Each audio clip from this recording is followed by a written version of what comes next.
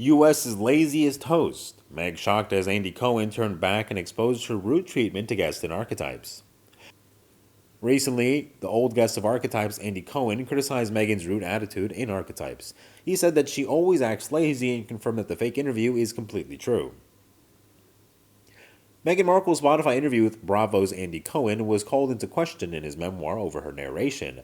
The Duchess of Sussex criticized the Real Housewives franchise, which Cohen produces, for spreading negative stereotypes of women in her Archetypes monologue, but appears not to have put her allegations to Cohen directly, limiting his opportunity to respond.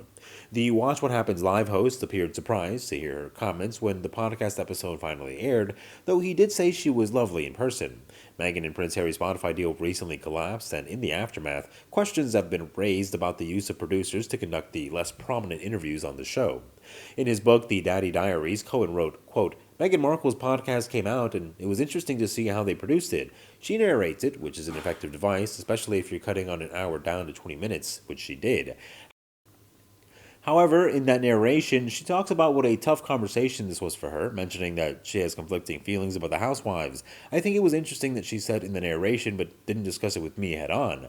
Wouldn't that have made a far more dynamic conversation? During her podcast narration, Meghan said of the reality TV franchise, quote, I'm conflicted about this, not about Cohen's success, his rightfully deserved success, but on what his success specifically with the franchise has been based off of.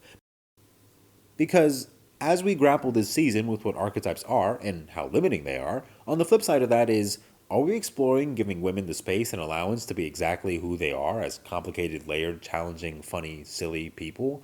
Or in a franchise like Housewives, are we fueling the fire of archetypes by creating caricatures of women? Meghan plays a clip of an argument about cheating from the Real Housewives of New Jersey, and in her narration afterward groans as she says, oh my gosh, oh man, this is a tough one for me.